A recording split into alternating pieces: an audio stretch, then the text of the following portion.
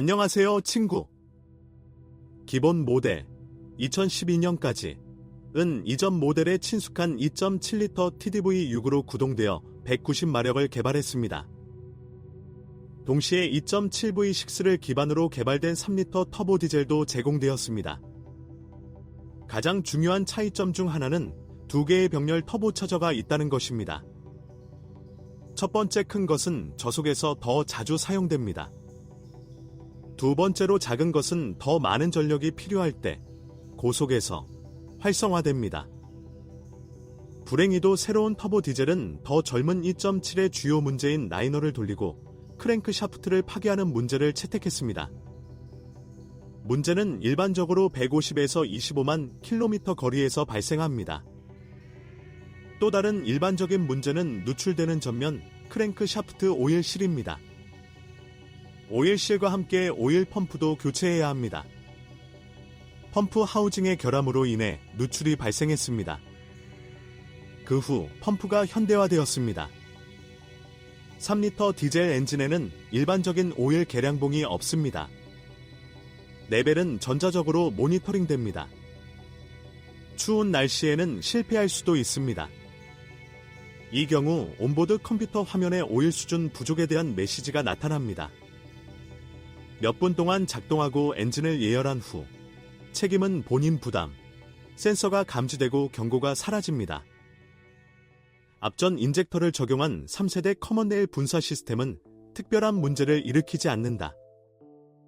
디젤 3.0 터보차저는 때때로 15만에서 20만 킬로미터 후에 수리해야 합니다.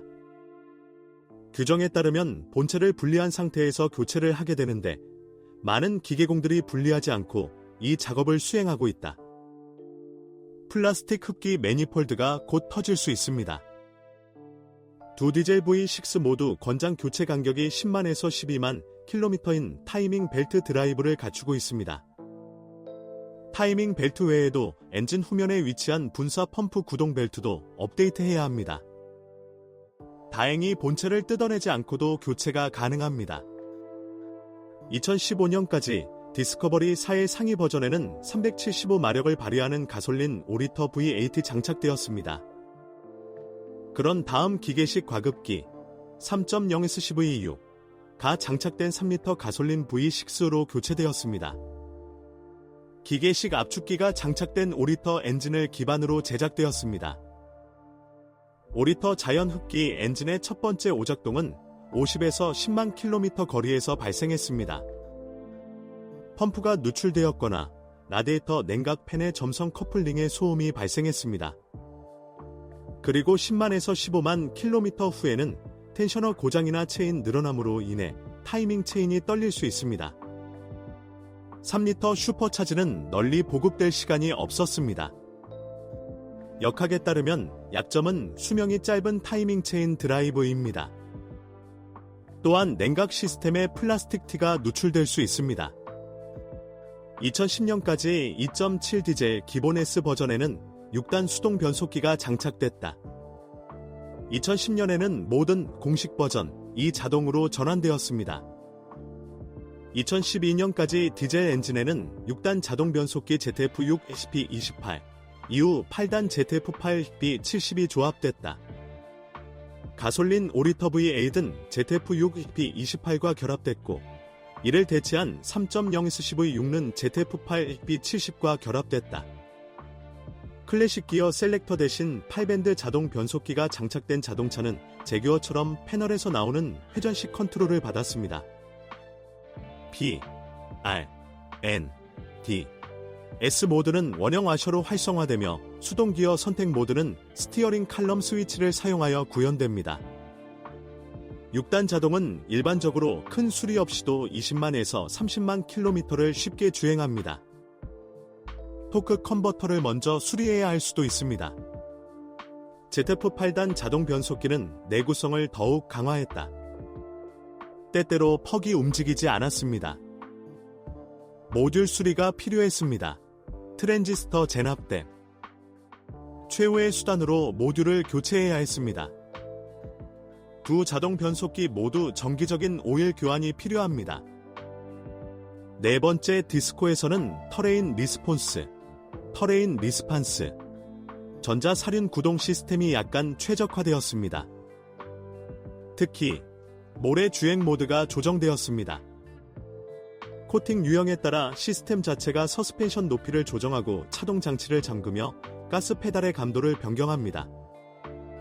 전 융구동 시스템은 매우 안정적이며 실제로 오작동을 일으키지 않습니다. 때때로 소유자는 새는 전면 내부 CV 조인트 부츠를 교체해야 합니다. 2.7TDV 6베이스의 프레임에 무거운 강철 차체의 무게는 2.7톤으로 인상적입니다. 프론트 엑셀에 가해지는 높은 하중은 무소음 블록, 볼 조인트 및 휠 베어링의 수명에 영향을 미칩니다.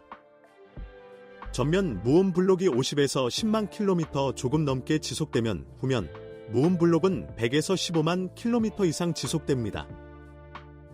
볼 조인트와 앞바퀴 베어링의 사용 수명은 비슷합니다. 10만 킬로미터, 15만 킬로미터.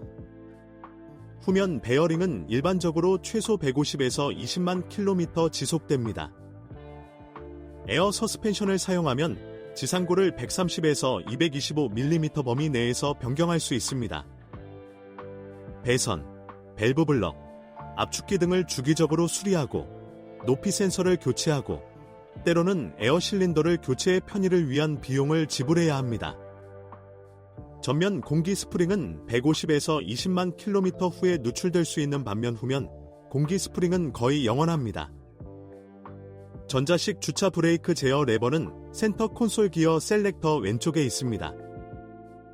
때때로 핸드 브레이크가 걸레질을 시작하여 바퀴 잠금 해제를 거부하는 경우가 있습니다.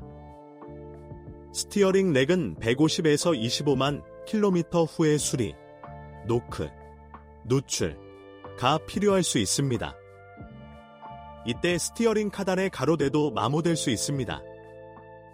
디스커버리 사는 부식으로부터 잘 보호되며 녹 문제가 거의 없습니다.